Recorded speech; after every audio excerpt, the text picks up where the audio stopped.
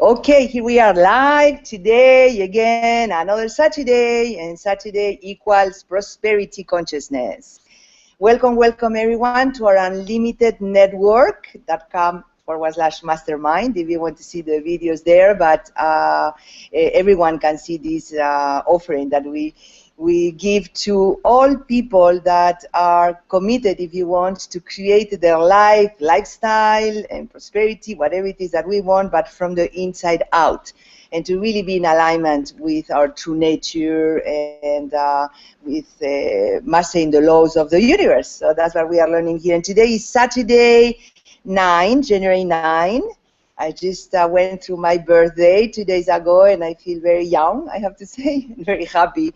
I believe that happiness is associated with youth, because I do feel very happy and very young. And I want to say thank you to the so many, I don't know, happy birthdays that I had, and appreciation for all what we do here. So thank you very much to everyone.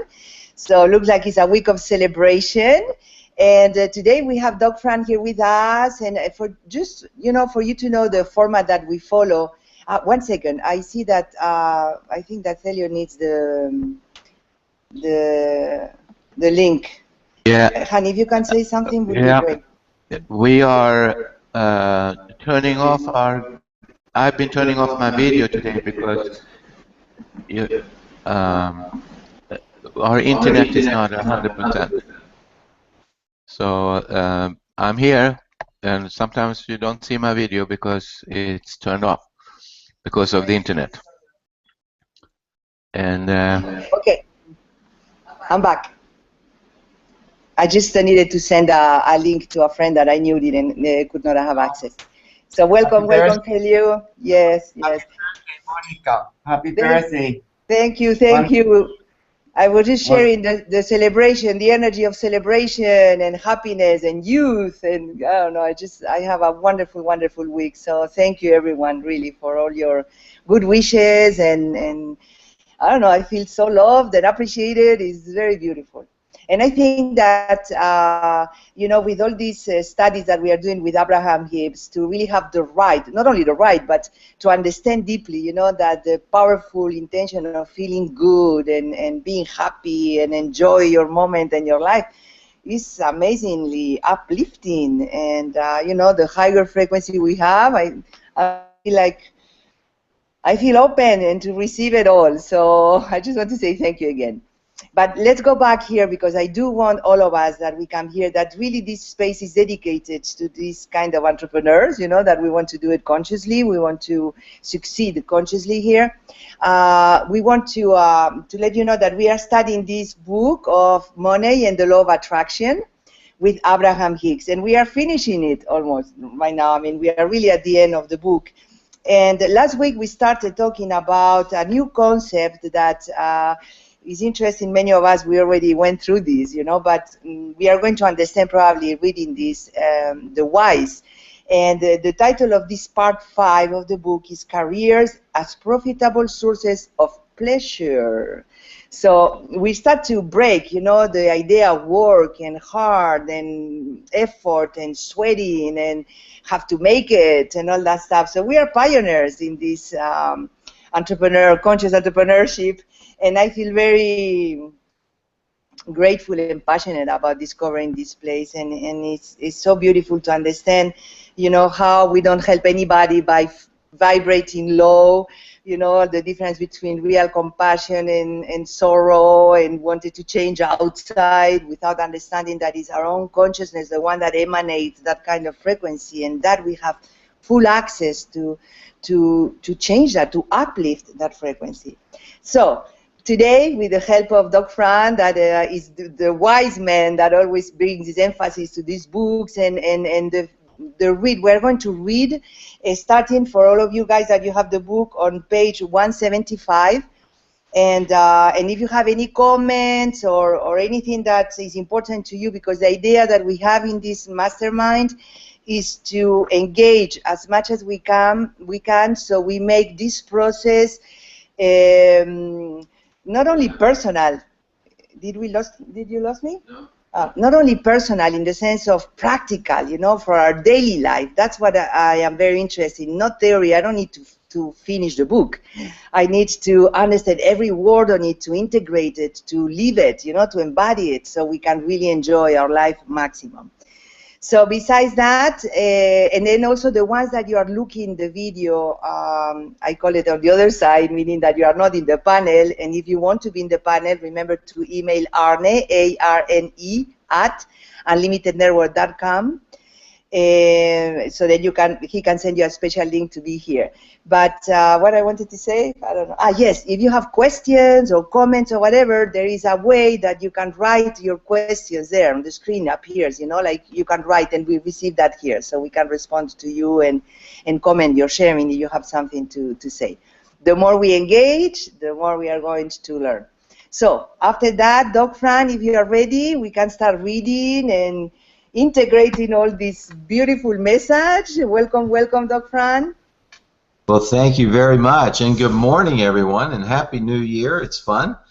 Sorry I missed the second, but we had a wonderful weekend with our friends, and I trust that you all had a great holiday and are off to an excellent beginning for a prosperous new year this year. So I'm looking forward to one myself, and I'm already on track based on the earnings of my first week in January to earn my goal target of $1 million this year. So that's quite an exciting manifestation to visualize, and I really want to thank this incredible mastermind for the continual inspiration that it's providing me, and also for the continual improvement in understanding internal guidance systems and staying in faith, trust, and joy. Truly, in my experience now, the key to all the abundance that we seek in all areas. And we're going to talk about careers as profitable sources of pleasure. I know that Dr. Monica started it last week for us, so thank you. And we're up to the section called The Law of Attraction and Career. Abraham asks, what is the primary reason for the desire for a career? Jerry responded, I read a study done recently that concluded that what most people are looking for is prestige. In other words, if offered the choice of having a higher title or more money, most choose the title. Abraham responds, those who are seeking prestige have replaced their own guidance system with a seeking approval from others. And that is a rather unfulfilling way to live, because the onlookers you are seeking to please do not sustain long-lasting attention upon you. Let me see, did I turn? That study is very likely accurate, because most people do care more about what others think about them than they do about how they personally feel. But there can be no consistency in that form of guidance. Sometimes people worry that they selfishly consider what makes them happy above all other things. They will be uncaring and unfair to those around them, but we know that the opposite is true. When you care about your alignment with Source, which is represented by the way you feel, and you work to maintain your connection, anyone who is then your object of attention receives benefit from your gaze. You cannot uplift another unless you are connected to the stream of well-being yourself. That's a very important concept, and we talked about that in the end of December, about the importance of making yourself strong and happy and fulfilled, which then gives you the abundance to pass on and lift up others. We understand that it can feel very good when others hold you as their object of attention, as they are feeling appreciation for you, because they are then doing exactly what we are just explaining to you. In their appreciation of you, they are connected to Source and showering it all over you. But to ask others to always be in alignment with Source and to always hold you as their object of attention so that you can be showered with the well-being they are providing is not practical, because you cannot control their connection, and you will not always be their only object of attention. You do, however, have absolute control over your own connection to Source. And when your dominant intent is to maintain your connection while leaving others out of that equation, then you will be free of trying to please others, which you cannot consistently do, and you will be able to maintain a consistent connection and feeling of well-being. An interesting thing to note is those who care about how they feel, who consistently hold themselves in an attitude of good feeling emotions, who are connected to Source and flowing positive thoughts outward toward whatever they are focused upon, are usually seen by others to be attractive, and they are often the recipients of much appreciation and approval.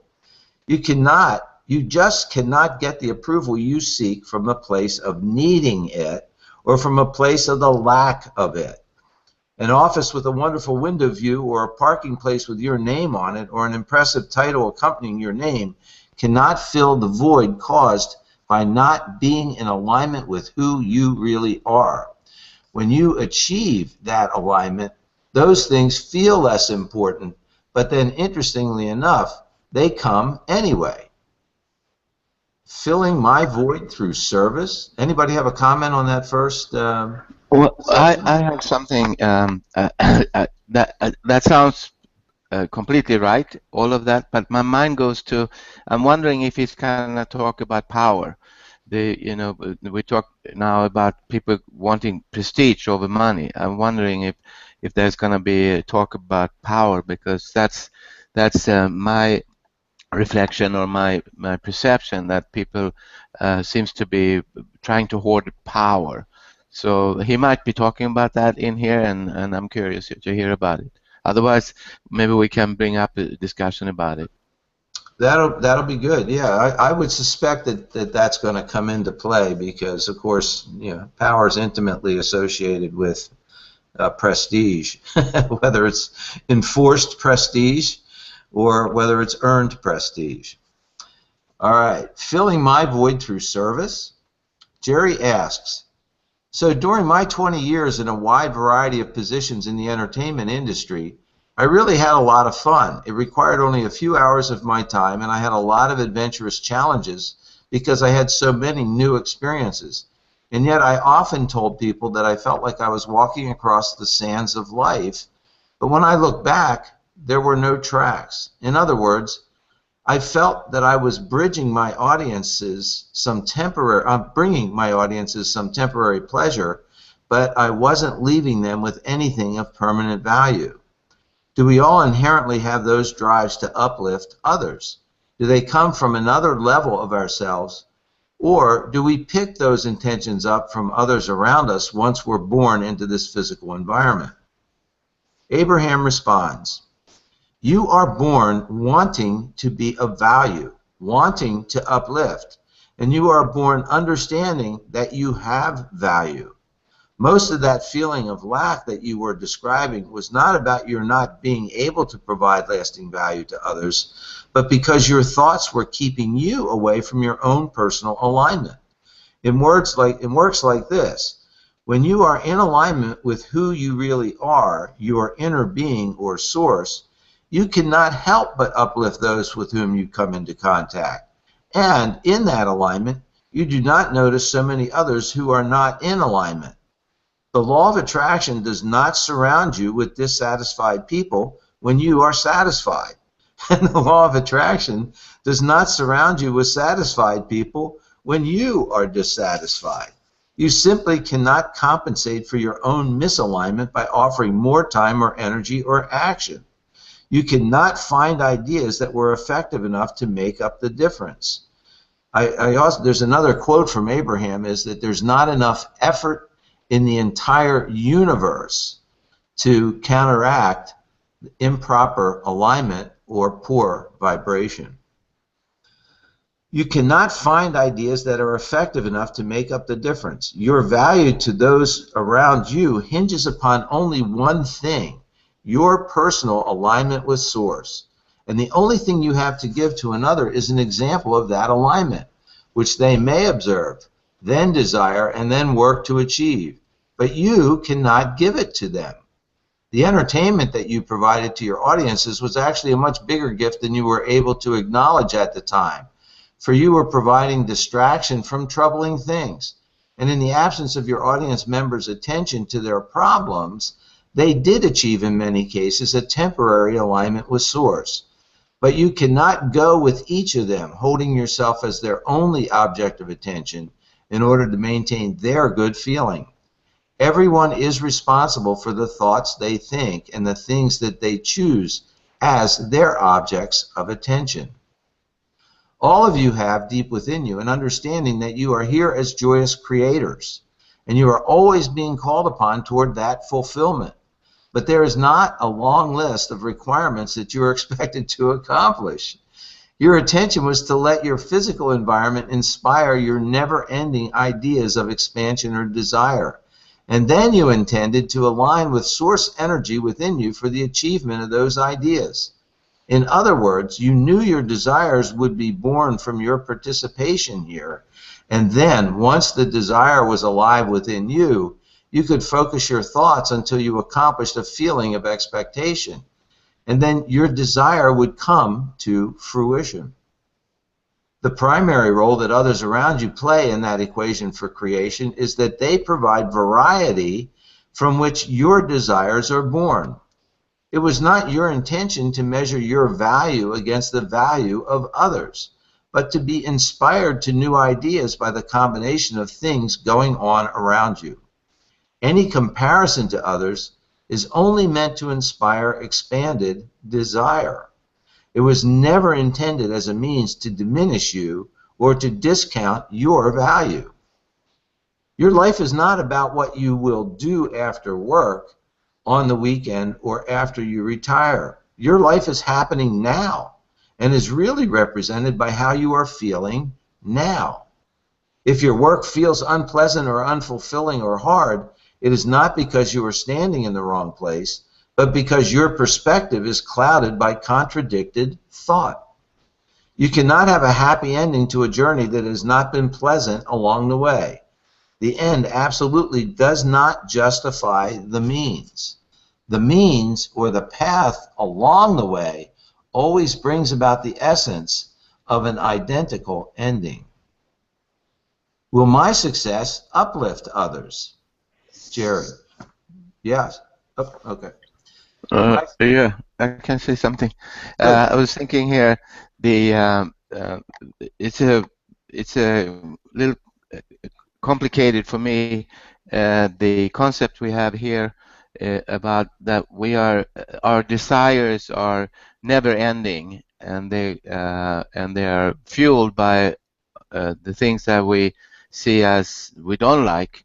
So we start to notice what we do like, and how that is never ending, going on, and the not having attachment there. If we have a never ending river of desire, then we can have a never ending river of suffering.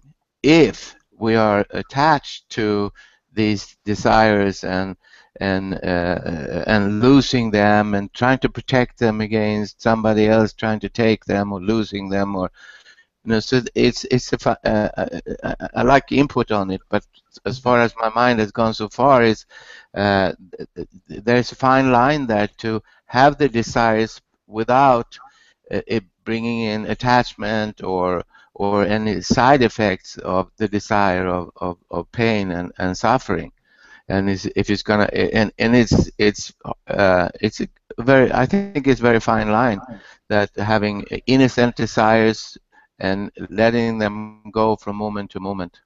Any input on that? Well, you're very much up against the essential conundrum of life. And when you know what you don't want, you actually get very sharp focus on what you do want. The trick is to always make yourself, through whatever mind mechanism, to maintain your focus on what you do want, and to always feel good And if you go back to Rumi's quote that live life as if it's rigged in your favor, that can be a huge stepping stone to allow you to not put your attention on what you do not want and go down tone, but rather to thank what you do not want, bless it, for it is the signpost, if you will, to lead you to what you do want. So you always stay high tone. You are thankful and grateful for every manifestation of your life, whether you deem it in lesser terms as something bad, because we've all expressed that we've seen repeatedly in our own lives that something that we perceived as bad at the moment actually set us up for something so much greater in the future that we did not envision consciously. So, you know, that is the conundrum, you know, but Thank you. That helps me. I feel like I understood that we have an echo. oh, that's probably for me. Hang on. Okay. When I feel okay. I don't have a problem with having the desire, but then I lose my edge because then I start to focus on I need to protect it, I need to keep it, or I need to keep other people away from taking it from me. And at that moment, I've lost my focus on feeling good and being in the desire. So that helped me a lot, what you just said. That I want to apologize for my camera. It seems to be not be working, so you don't see me, but I'm here. Thank you, Dr. Fran. Well, you just hit another major key to unlock. I'm sorry, Monica, but if you'll let me just finish this thought to Arne. When you go into a fear of losing what you have achieved, of keeping what you have achieved, you are stepping out of the flow. Because if we understand the concept of flow, we don't need to hold on to anything, because there is an unending source of abundance of every object beyond what you have. And so, again, staying in joy about the very reality that you are in the flow and not creating any impediments to the flow. Everything must flow through you, not be maintained by you. Monica, go ahead. Yeah. Beautiful. Thank you, Doc Frank. I love it. To me, what hits me or what unfolds with your question, Aaron, at first is I totally, went through that process of, attachment and guilt and not know how to manage. But again, I feel the simplicity, or I see the simplicity of first, you have to be in alignment. Like our minds go by themselves, separated from source. And then we come from that fear, scarcity, guilty, competition, from the not enough. But as soon as you are, like really coming from your silence, from alignment, the sense of peace and the sense of fulfillment in the moment, it's almost like, okay, any desire is an expansion of joy. It's almost like I'm not going to be more because that, or less because I don't have that, because I am at this very moment, So that's what I love, the sense that I'm getting here.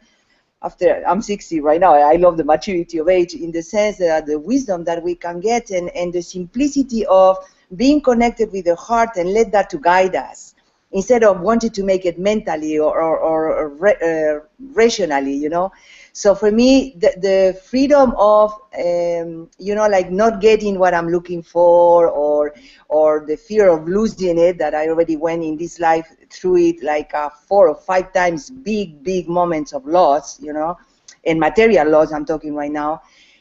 Oof, I think I grew up through after going through it, but gave me the wisdom of life keeps going. So at the end, it's almost like I could relax, into, okay, just don't make it personal in the sense that it's me, doing something here, It's just the source is expressing itself in that way. So even though it doesn't make sense, or for me, it's like I don't know how to explain it linearly, I do get more and more the sense that the solution or the the easiness of life really comes when we have the courage to go inwards and engage from that silence, meaning like follow the heart, like if I want something, that is the expansion in itself.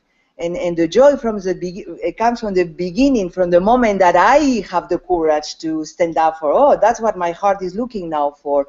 Let's support that, So I don't know if that's supportive or not, but I just feel that I suffer a lot from what you said in the past, attachment, guilty, and worry about wanting things. And lately it's like, I don't even care if I get them.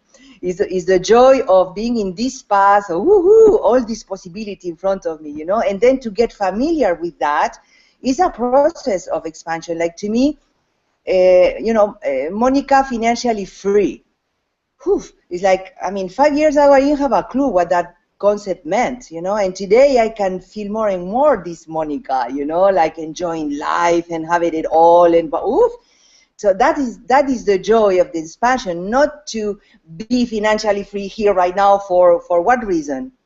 Do you follow me? So the process of it is so beautiful for me, and I'm getting on the sense of innocence and who cares? There is nobody that really cares it happened or not, because in the moment I'm expressing that expansion in itself. So, well, I want to complete it here, but I think it's so interesting to clarify that, because many of us, we engage from scarcity and we don't realize that, and that scarcity is the one that not enough, and competition is the one that make us, instead of the suggestion of Abraham Hicks here, about the comparison mind is to expand ourselves, to put a new desire in our consciousness, right? That's from the higher self, let's say, from the oneness mind. But from the separated mind, the comparison effect, to look how the titles of others or how the people are doing, whatever, is diminishing. It really comes from separation. So, or you put the other person down more or less than you, or you put yourself down more or less than the other person. Well, Monica, we just lost your transmission, but you completed a thought, and it was very important. I guess to sum up this whole discussion for the last few minutes, it seems to me that a summary sentence would be, you're making progress when you're completely out of your mind. I love that. That's great. I want to say 6-7 years ago, or maybe 8 years ago, I have a very deep desire to have a certain boat, a yacht, and I still have it. And 8 years ago, I had that boat. And the day that boat arrived into my life, I was with Monica, I said, thank you for arriving, and I said goodbye. In one moment, I was in that space of non-attachment. And I said, thank you for being here and goodbye. And then, 3 years later, it was gone. I didn't have it anymore. And today, I still want that boat back. So I'm a little bit, confused about, or why did I say goodbye? So I'm a little bit in that stuck in there, but yeah. This is a great question, Arne, and I don't know, I hope you can appreciate that we can make this so personal, because I believe that that's how we learn, really from real experiences here, not the theory of this or that. But I think that's an incredible inquiry, Arne, to check, what did I say goodbye? And if we say goodbye from our mental understanding, because we want to do it right, and because we know no attachment is our nature. No attachment is our true nature. We don't have to make it. We already are no attachment. So for me, it's almost to really claim your innocence, or our innocence, Arne, I'm talking in general here, and to have the right to have that boat for 10 years, 15 years, 2 years, whatever it is that feels good to you. So don't prevent, the non-attachment. That's my thing, okay? But it's like, we cannot make it mentally, is what I would like to say. We can put our minds on the service to what we are or who we truly are, but we will never make it mentally. So I will support you 100% to investigate, from where I engage, from where I just came with the concept of goodbye boat. You know, maybe he's guilty, maybe he's not deserving, maybe he's not, you know, this kind of fear of doing it wrong, because it's a really beautiful, I mean, what a yacht we had. I don't know, it was so beautiful, you know. And even me, in my own, looking back right now, I don't think I have the worthiness that I embody today. So I just love to recognize that for me, you know, and to grow in that direction, allow my true nature. That's the one that vibrates, you know, in full worthiness, not even the concept, you know. So thank you. Well, good. Well, that was a healthy discussion there. And what occurred to me as Arnie was voicing his confusion is that we have been repetitively taught by Abraham, by who wrote Power of Now? I just blanked on his name. Eckhart Tolle. Thank you, Nancy. Eckhart Tolle and everything. The only time that has any value, power, or meaning is this instant. So it would, one part of me would counsel you, Arnie, that it really makes no difference whatsoever why you voiced that sense or that perception at that time, and it only continues to have power over you in present time if you maintain attention units on it. It simply was. Now is now. Move forward. All right. Let's see where we are here. Okay. Will my success uplift others? Jerry asks, my freedom has always been what was most important to me, so I've never been willing to give up much of it for money. I always said that I had very little interest in money because I wasn't willing to give up my freedom for it. But then over time, that leaving no footprints in the sand feeling made me question if there wasn't really something more to life than just having fun. Shortly after that awareness, I found the book Think and Grow Rich. And even though the idea of thinking or of growing rich was something that I would have denied having any interest in, the book got my attention and I felt a strong draw toward it.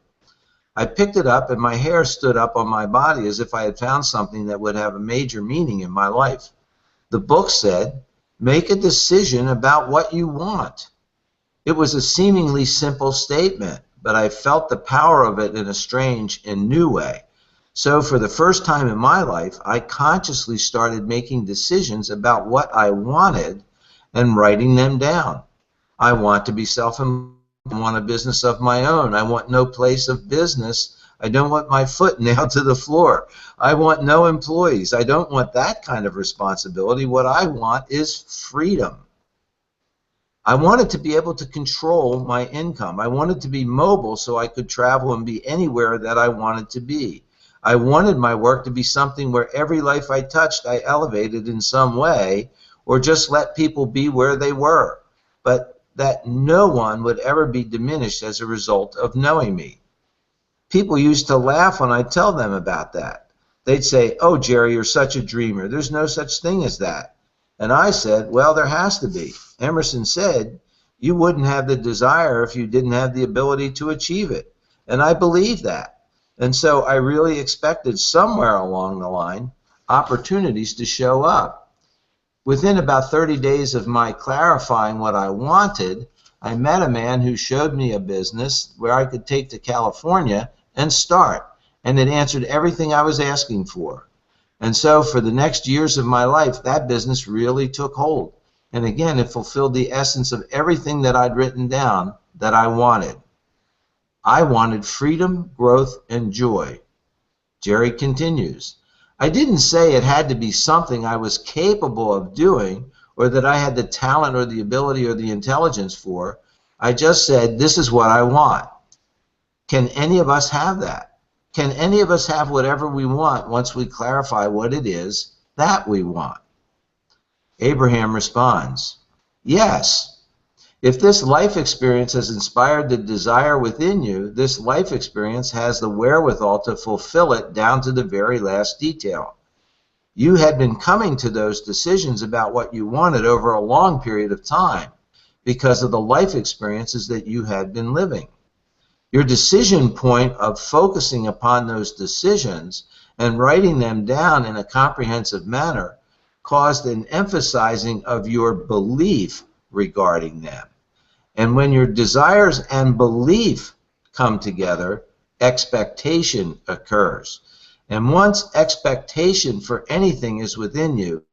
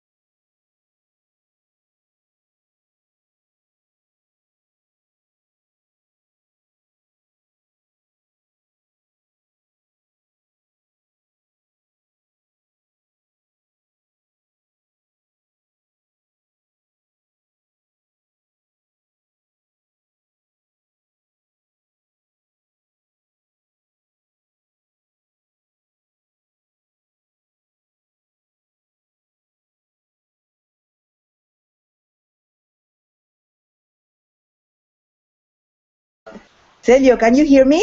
Now, yes. Can you hear me? Yes. No, Sanis, no. Ahora sí, Mónica, es que se ha ido un rato largo, ahora sí. Oh, okay. I don't know what happened with Doc Fran here. He got cut off, I think, from internet or so, from something like that. So I don't know where did you stop reading, Celio? Pardon? Do you remember where we stopped reading? When he was starting, I want freedom, growth, and joy. Immediately the sound went off. Ah, that's interesting. Yeah, I think let me read this, and if you come back, we read it again or whatever. But Yes, I get it. I get it now. And once expectation for anything is within you, it then comes quickly into your own experience. Then the sound went off there. okay, so I'm going to read a little bit here, and then he will join us, I'm sure. But it says, being free was the most important element in the desires that you had. That's Abraham talking to Jerry, you know, that held for some time. And when you saw something that you believed would not threaten your desire for freedom, but had the potential of bringing income, you then allowed your desire for more income to expand. Where previously anything that you perceive as having the potential to dampen your freedom, you repelled immediately. So you were all born with a triad of intentions pulsing within you: freedom, growth, and joy.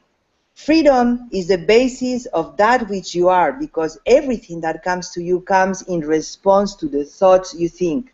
And no one has control over the thoughts that you think other than you.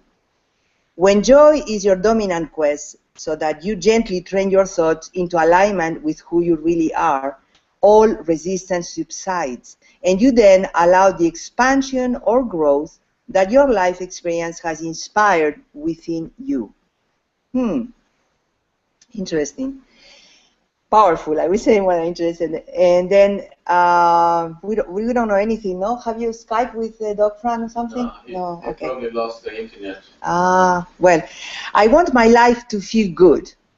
Abraham says, when choosing a career or when doing the things that your work currently requires, if your dominant intent is to feel joy while you are doing the work, your triad of intentions will come quickly and easily into alignment, because in your accomplishment of feeling good, you come into complete alignment with the broader, non-physical aspects of your being. That alignment then allows the expansion toward all of the things that your life has helped you identify that you want. So your growth becomes swift and satisfying. Freedom is the basis of your life experience. It is not something that you have to earn. Joy is your objective. Growth is the result of all of that. But if you believe that you are unworthy and you set out to prove worthiness through action, you cannot find your balance. Often we explain this perfect triad of intentions of freedom and growth and joy, but most physical beings then turn their attention immediately to the idea of growth in their misguided attempt of proving worthiness. Worthiness that has never been in question. You have nothing to prove to anyone and nothing to justify. Your reasons for existence needs no justification, for your very existence is justification enough. And maybe this, Arne, is responding a little bit what we were talking before, you know, about, to me, I want just to share a little bit about my work today. And I do love my coaching. I do love social media. I mean, all the things that I do love. And I catch myself many times, like on the computer with the social media, more getting like frustrated, let's say, you know, if something doesn't work. I mean, it's technology or something like that. And I'm learning myself lately, you know, it's more important that I feel good that I do something, you know. And I'm really supporting myself to be as much as feeling good during the day that I can. And it's funny, we are getting, you know, responses, suddenly a new member that signed up here, someone that is buying there, and I'm like, oh, you know, okay, you know, so to really get this and try it and dance it, you know, like my responsibility here is to feel good. And if I am frustrated in this way, let's go for a walk, forget it. You know, it's more important that I feel good, that I finish the email or the post or whatever it is that I'm doing at that moment, you know. So to really learn how to enjoy my work, that is, I mean, it's fun. I love many aspects of my work today, you know, but I can see myself trapped. So I can see that many people, you know, can be easy to get trapped, you know, mentally and keep pushing, right? So to let it go and to choose to feel good is a new mastery for me. And I wanted to share that. Anybody would like to share something more here? Yes. Yes. Go for it, Elia, yes. Very powerful, Monica, this what you just read, because it comes to a point that is almost, I find, like magic. You know, it's like when that alignment really happens, it's like a bomb. It's like a positive bomb. You know, but because then it's like everything manifests. You know, it's like you're connected with Source. And Dr. Fran before was talking, you know, to Arne, and in that discussion before. And what he said, and for me, is basically the point that if being aligned with that wealth of being, with that feeling good all the time, is like the most important work. And then there's a concept that I don't see it in this book, but it's a concept that Abraham uses, and I find it's extremely important. Is the concept of vortex, because then you physically find, spiritually find, and emotionally find yourself in the vortex of alignment, which is, you know, it's exactly the most powerful point you can find yourself, because in that, that's where the cascades of alignment happen. So for me, the point is to place myself in that vortex. And then something else that was talked about before by Arne, and I just wanted to, you know, for me it's very important, this power thing.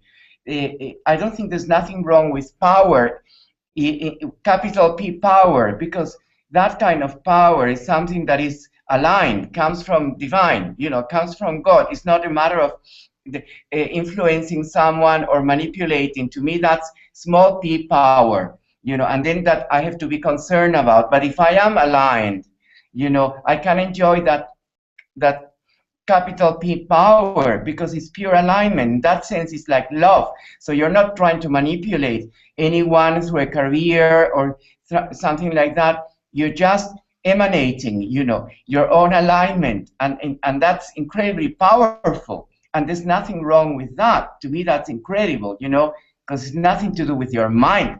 It's not that I want to influence this person or that or situation. No, I'm just allowing that incredible power to manifest, you know, that power of love, of alignment itself. And then to me it's very important, you know, all this that we're talking today, you know, because it's like, yes, we can focus a career, or we can focus like you know, the what we want in our lives, you know, like a testimony, like a legacy.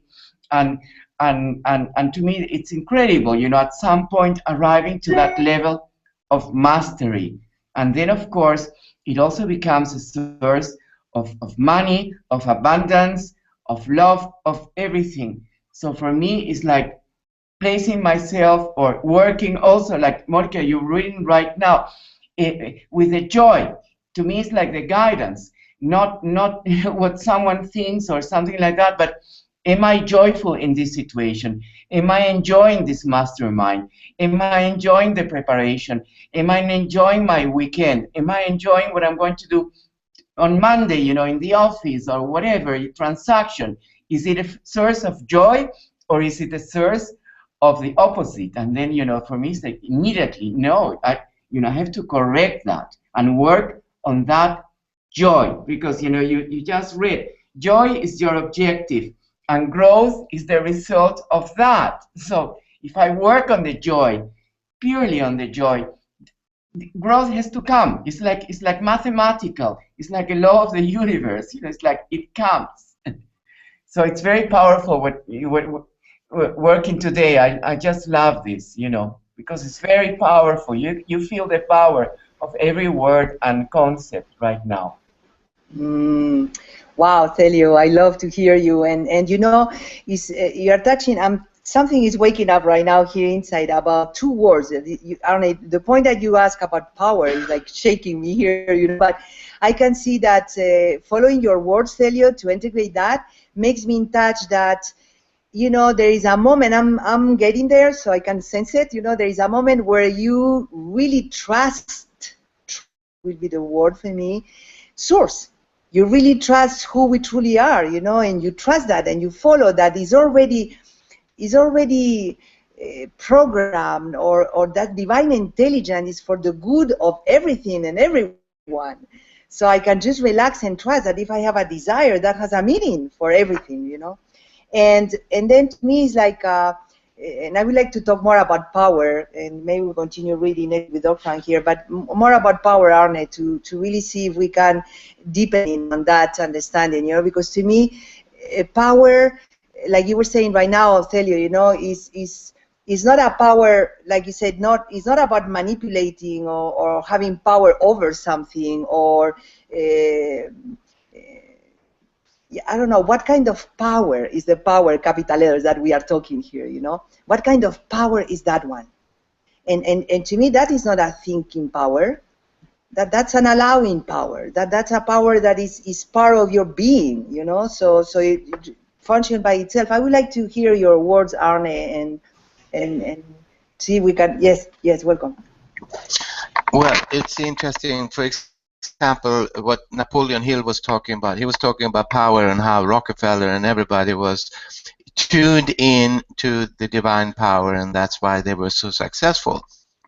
Now there are a lot of people saying that no, the Rockefellers and those people, they were actually manipulating power and stealing from people and making people become you know, robots and losing their power.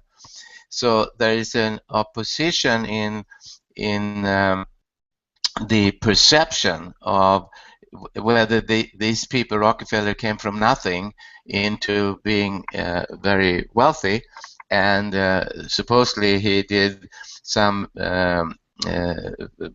gifting of his wealth. But on the other hand, today they say, well, people like that, they started the medical schools, then that they manipulated on medicine and who can buy what, and really manipulating people. So first of all, I don't know who is right, but you know, in the past, I would think that somebody coming from nothing, and they must have tuned into their true source in order to change their whole attitude and change their whole world around them. So so incredibly much that they did, and I don't even know if they lost that. That would be a real power, and I don't know if they lost it and got into a power game but some people say they did, or some people say they never had the true power. So that's kind of a confusion there on is it maybe the people that are seeing them being manipulating with their power, maybe those people are the ones who are actually misperceiving power and are in power struggle with what they perceive outside as a power. I like the science of getting rich. The last chapter there, the main point, or what the biggest point that I see is we have to move in order to change, to have success. We have to move in order to power, change, and success. We have to move from the competitive mind to the what they call that other mind, the creative mind.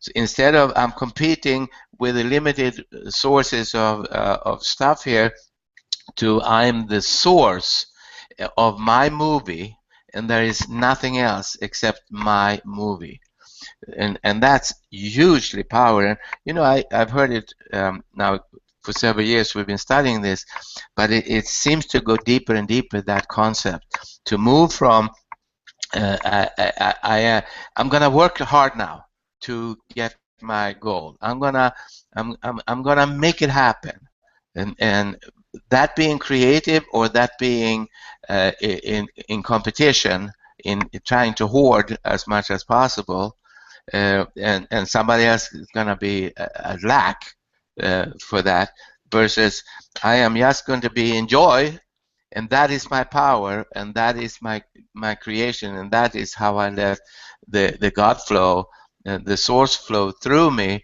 into the abundance and whatever appears in the moment.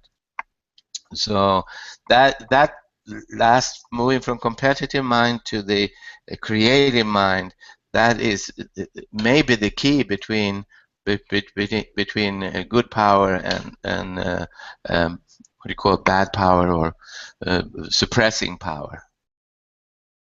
Thank you, Arne.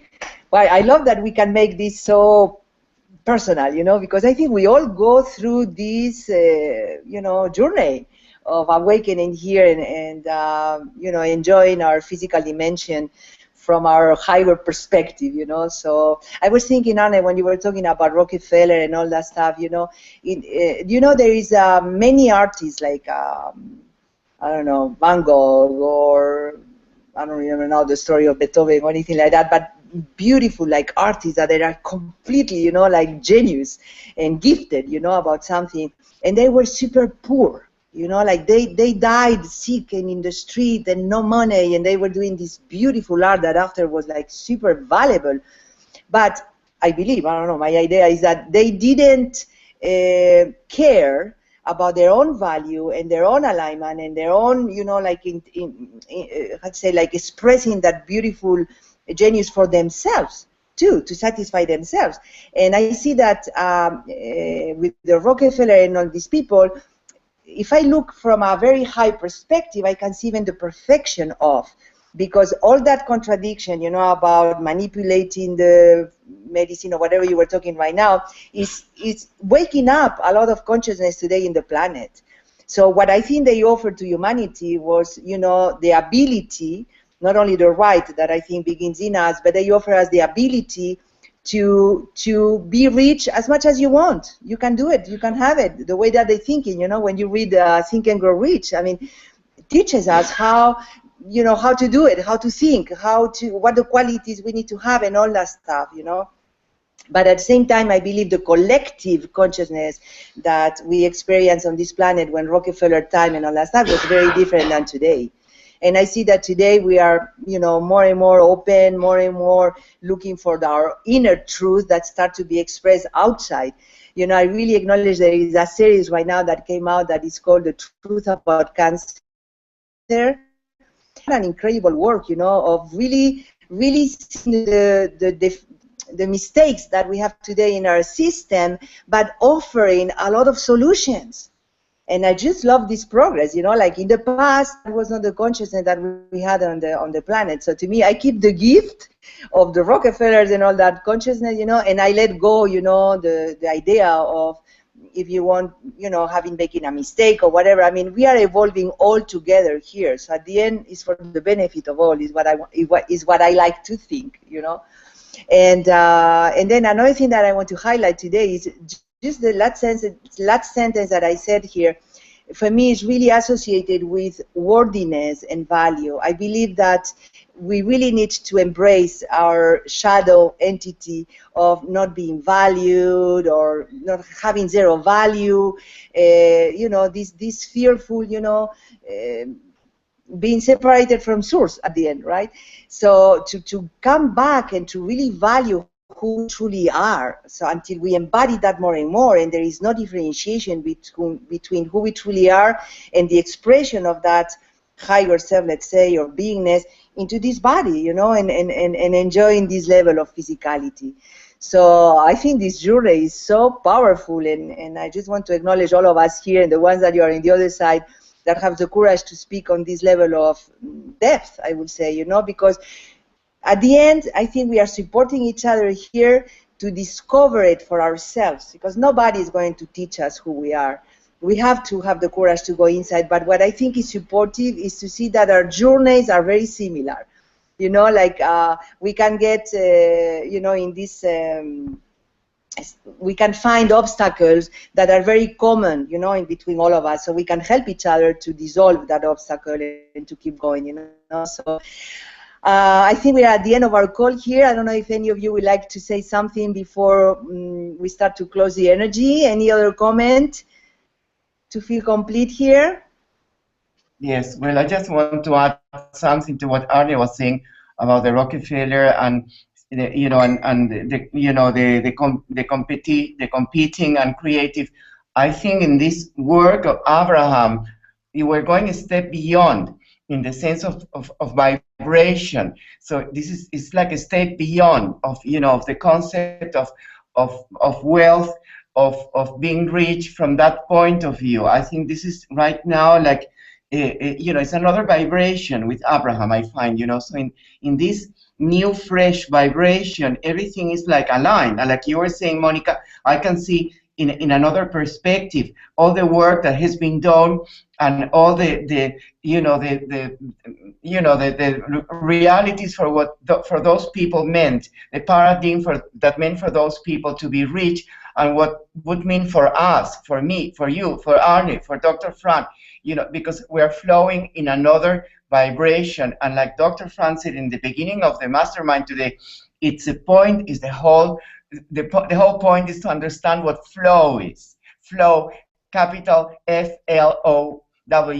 So I think this is really like the point right now. If you are in the flow, anything you do makes you rich, or makes you happy, or makes you worthwhile in your life, you know, and if you're not in the flow, forget it, you know. Maybe you have $1 million in the bank, but you're not in the flow. So for me, it's how can you put together to be in the flow and then have the bank balance according. For me, that's the quest. When that's in harmony, great, you know, the big celebration. So yes. this is Yes, but, absolutely, Arne. Yes. Yeah, Celio, you was talking about the vortex, and I always try to get the meaning what that really meant. But I think a word that would work for me is to be in the flow. And if I'm in the flow, I'm in the vortex. If I'm in the flow, and how do I know if I'm in the flow? Well, it feels good and easy. So that would be my guideline for myself. Is this? I'm supposed to write an email today to community and tell them something. But I'm looking back here. If when I do that, do I feel ease and happy doing it, or is it something I need to make right you know. And no, it's more about being right. And well, maybe I should write the email. Maybe I should just turn somewhere else where I feel flow and ease. Yeah, I love it because I'm getting it from our experiences here. You know, like we all, I just appreciate so much that we can be so personal and sharing our things. But it's an exploration, and I totally get Arne. I mean, it's, you know, what do I do? Do I do because I have to, or do I do because it feels good, or I completely let it go and you get, oh my gosh, you know? But I think that's you know, at the end what you were saying right now, you know, to feel good and to trust that flow is divine intelligence. So me feeling good is divine intelligence expressing itself, you know. Oh my gosh, well, I feel so excited here, you know, with this new frequency. 2016 comes, from my perspective, very powerful. So, you know, I love that we can play here together to support each other, to really let go the old us, let's say, and to welcome the new you know, like fully open and open, just curious, you know, to really follow these divine laws and divine understanding of who we truly are and how we work as being this divine intelligence or well-being or higher self or whatever we want to call it, God within, you know, whatever we want to call it. So thank you, guys. It's an honor to work here together. And we are going to stop on page 181, and we start next week with I create my own joyous career. So let's learn that next week about how do we do that and how we can really enjoy what we do, that at the end is the goal of our true nature and our being is already that joy. So thank you very much, everyone, and we see each other next Saturday. Will be 16th of January, or maybe half month gone, you know. So let's enjoy this week maximum, open our hearts, and to really allow this flow that we are talking here to be experienced, okay? Thank you, guys. See you. And again, if you want to... Thank you. Remember, unlimitednetwork.com/mastermind or Arne, A-R-N-E, @unlimitednetwork.com, so we can relate here. And that's it. See you next Saturday. Thank you, everyone.